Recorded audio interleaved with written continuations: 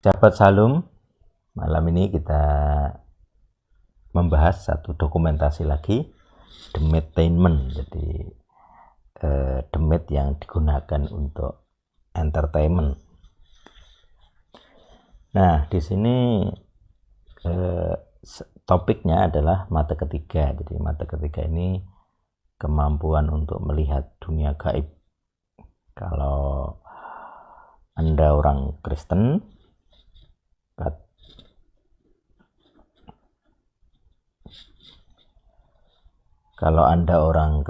orang percaya, tidak sewajarnya Anda punya kemampuan melihat dunia gaib. Kenapa? Karena itu bukan dunia Anda. Kalau Anda lahir baru, di dalam diri Anda ada Roh Kudus dan roh Anda sudah jadi anak, anak roh, anak Tuhan, kan ya rugi gitu loh. Setan tuh kan demit tuh kan mantan malaikat, mantan babu. Sudah babu mantan lagi. Sedangkan Anda anak dari majikan itu gitu loh. Jadi kan aneh kalau Anda butuh bantuan dari mantan babu gitu, mantan pembantu, karena Anda masih punya pembantu yang resmi. Gitu. Nah, jadi banyak orang Kristen juga, kalau tidak Kristen ya bodo amat lah. Kalau orang Kristen masih tertarik kemampuan-kemampuan itu ya rugi sebenarnya, karena segala kenikmatan, segala manfaat itu hanya promo saja. Nanti suatu saat akan ditagih hutang. Jadi Anda akan ditagih hutang. Tagih hutang itu ya entah Anda putus cinta, ekonomi gagal, kecelakaan, sakit penyakit, paling berat ya mati muda gitu. Jadi Anda mati sebelum waktunya. Sebelum waktunya itu sebelum jatah Anda gitu ya. Mungkin jatah Anda 60, mati umur 30. Mungkin jatahnya 70, matinya 20 kan. Anda bayarnya terlalu mahal untuk kemampuan-kemampuan yang sebenarnya secara manfaat tidak banyak. Oke, kita akan melihat contohnya dari salah satu yang saya layani ini ya. Ini posisinya di balkon gereja. Iya. Oke, kita cukupkan, kita play. Mata ketiga berarti. Karo sisan wae roh lain pancing. Tambah apa ya?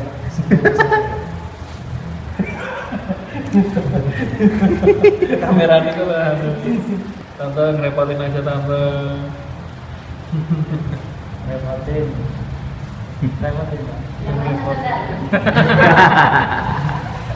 udah pinjam tempatnya. Siap ya? Ya. Saya mengakui bahwa saya memiliki kemampuan melihat alam gaib maupun merasakan kehadiran roh dengan penciuman adanya bau yang khas, keringat atau yang lain.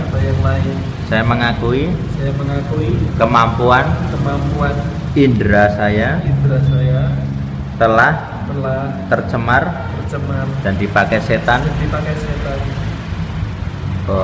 untuk menandai kehadirannya. Saya mengakui kemampuan ini adalah dosa. Saya minta ampun. Dan saya minta supaya segala roh yang memberi saya kemampuan melihat ataupun membaui setan kiranya dikeluarkan dan dipenjara di alam maut.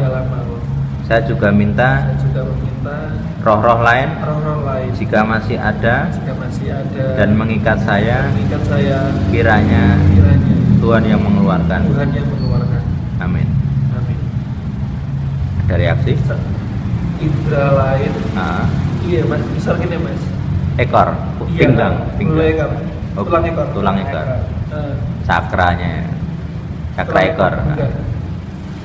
Terus ini no, Di punggung, di sini. leher. Belakang. Ya. Mengakui dosa berkaitan dengan kemampuan-kemampuan supranatural untuk melihat maupun membaui dunia gaib. Dia sudah mau dosa, termasuk kemampuan-kemampuan lain yang diwariskan dari nenek moyang dan juga orang lain yang memberi dia atau mengikat dia yang sejauh ini belum atau tidak diketahui. Dengan dasar pengakuan ini oleh kuasa darah salib, segala roh yang memberi dia kemampuan yang bermanifestasi di pinggang bawah, ekor, atau di bagian leher, oleh kuasa darah salib, segala roh ini kami perintahkan keluar, dan kami perintahkan kalian pergi ke alam maut dan dipenjara di sana. Amin.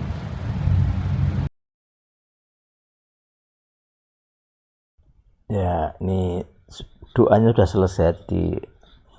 Tadi dia mengakui dosa, kemudian manifestasinya terjadi ketika pengakuan. Jadi ini contoh, kalau pikirannya kuat, dia tidak akan terlalu banyak manifest sebenarnya. Artinya selama sesi pelayanan dia akan terkendali. Jadi orang manifest yang heboh kayak video saya sebelumnya kan itu karena dia sulit mengontrol tubuh ya. Nah, memang tergantung kedalaman keterlibatan juga. Jadi artinya ilmunya seberapa tahap. Semakin tinggi ilmu yang dia pelajari, memang untuk kanuragan itu kan gerak mengendalikan tubuh gitu. Jadi gerakannya heboh. Tapi ada juga ilmu kanuragan yang manifestasinya nggak heboh gitu. Jadi ya beda-beda, tiap orang beda-beda. Nah, kasus di sini dia di tulang ekor dan di belakang kepala. Itu kalau di kalangan para spiritualis itu ya katanya dianggap cakra-cakra itu. Dan memang itu kan di area tulang belakang. Jadi roh filosofis setan itu memang bercokol di saraf. Nah, itu yang ini jarang dibahas oleh para teolog. Jadi roh-roh itu mengendalikan pikiran dengan cara apa ya? Mereka bercokol di saraf. Seperti Yudas Iskariot, dia kerasukan. Nah, di mana pengendalinya Yudas? Ya di otaknya. Yudas dikendalikan sampai berani mengkhianati, berani menjual Yesus dengan 30 keping perak dan seterusnya. Itu hasrat itu dipengaruhi oleh roh setan, oleh kerasukan itu.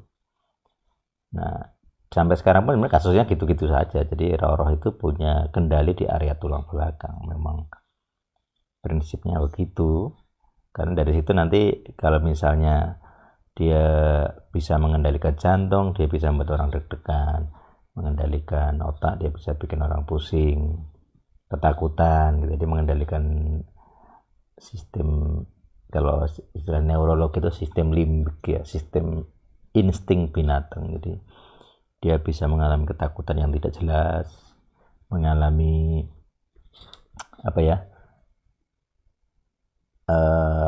rata-rata halusinasi lah, halusinasi. Jadi termasuk kalau dalam istilahnya melihat dunia gaib itu ada unsur halusinasinya. Jadi roh setan yang tinggal di saraf manusia itu memberi gambaran-gambaran. Itu secara fisik ya, secara saraf ya. Kemudian rohnya dari gambaran-gambaran rohnya itu dihubungkan ke ke dunia mereka gitu. Jadi rohnya itu kayak diambil gitu. Maka kalau di Jawa ada istilah rogo sukmo, rohnya dikeluarkan. Keluar ke alam gaib sebenarnya. Itu ke alam mereka. Nah, supaya roh itu bisa masuk ke alam mereka sehingga bisa melihat, nah itu kan ada namanya perjanjian. Jadi pelayanan seperti ini sebenarnya hanya membatalkan perjanjian itu. Dengan cara apa? Ya dia mengakui itu perjanjiannya salah, kemudian diampuni, maka itu dibatalkan.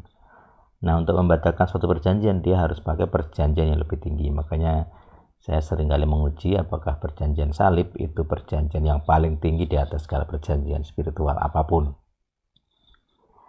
Gitu. Jadi saya sering sekali melakukan pengujian dan sejauh ini belum ada yang kalah gitu ya. Jadi perjanjian salib itu memang perjanjian di atas segala perjanjian. Jadi kalau kita punya perjanjian salib, yang lain-lain tuh kecil itu, apapun tuh. Mau level kroco, itu kayak yang jadi ada orang bangga kalau kodamnya apa itu, kuntilanak, gendruwo itu kecil. Bahkan kok roh-roh yang kalau di kitab Daniel itu kan ada namanya pangeran Persia. Jadi ada pangeran Persia itu maksudnya roh penguasa bangsa Persia. Tentu roh-roh yang level bangsa ini enggak apa istilahnya, jauh lebih besar gitu loh daripada kayak kuntilanak yang hanya menguasai satu rumah gitu.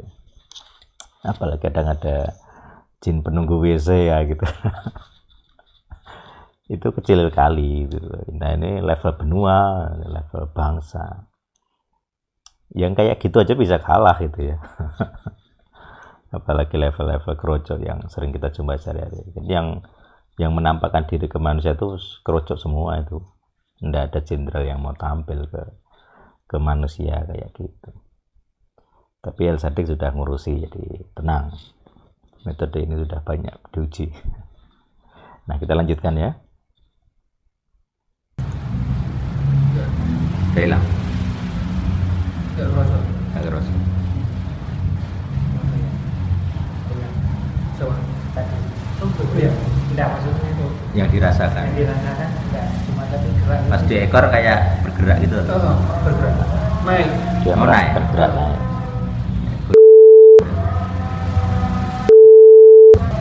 Jadi kalau kalau orang meditasi itu ada di sini ada roh ularnya bergerak ke atas. Jadi kalau kan ada 7 tahap. Nanti kalau paling awal itu di ekor, kalau paling tinggi itu di kepala. Kalau sampai urut semuanya berarti sudah penuh tingkatan. Jadi ada 1, 2 ekor sini, terus kalau nggak salah daerah mata ini ada 7 cakra. Ya, sebenarnya kayak 7 titik akupuntur itu Pak, mirip-mirip. Jadi kalau orang meditasi makin naik itu berarti tingkatan meditasi. Ya, demikianlah pembahasan review gitu ya dari salah satu dokumentasi tentang dunia spiritual, dunia mata ketiga, kemampuan melihat dunia gaib. Nah, saya juga pengen nambahkan, jadi kalau ada pendeta, kalau ada hamba Tuhan yang ngomong lihat ini lihat itu, tapi yang dilihat adalah roh, nah itu biasanya dia itu sebenarnya demiten. Jadi pendeta atau hamba Tuhan yang sebenarnya penderita okultis, punya masalah okultisme. Sayangnya orang-orang seperti ini, hamba-hamba Tuhan ini mengklaim diri, mengimani bahwa itu karunia Roh Kudus. Nah ini sebenarnya kepalsuan, penipuan. Saya beberapa kali menjumpai dan juga kadang ada pasien dari para pendoa atau para hamba Tuhan, tapi sebenarnya dia indigo gitu loh, cuman dia nggak mengakui bahwa dia itu punya masalah. Dia tutup mata bahwa itu adalah karunia Roh Kudus, tapi nanti kalau pakai metode legal ground akan teruji semua, mau hamba Tuhan mau bukan, kastanya sama. Di hadapan hukum Tuhan kasta kalian sama, bukan sadik, bukan orang yang berjalan lurus, ya tetap ketahuan lah. Tidak ada gelap bisa bersembunyi ketika ada terang. Itu jadi apapun ilmu Anda, spiritualitas Anda, nggak sulit dideteksi. Ada yang namanya karunia membedakan roh juga, jadi simpel sekali langsung ketahuan. Gitu ya, semoga bisa memberkati, mencerahkan Anda terutama para hamba Tuhan, para pendeta yang secara khusus yang merasa memiliki karunia Roh Kudus yang bisa melihat dunia gaib. Ya, Anda perlu mengevaluasi diri, menguji diri, tanya kepada Tuhan, itu karunia roh mana, roh Tuhan atau bukan. Mayoritas yang saya temui itu bukan. Jadi, nanti akan saya tunjukkan ada pendeta yang tumpang tangan ke jemaat tapi memberi roh demit, roh setan. Nanti di video selanjutnya akan saya tunjukkan. Demikian, semoga bisa mencerahkan. Jangan lupa subscribe. Kalau ada unek-unek protes Anda tentang video ini, silahkan komen. Anda mau tes power, silahkan. Semoga Tuhan yang hidup selalu bersama kita. Amin.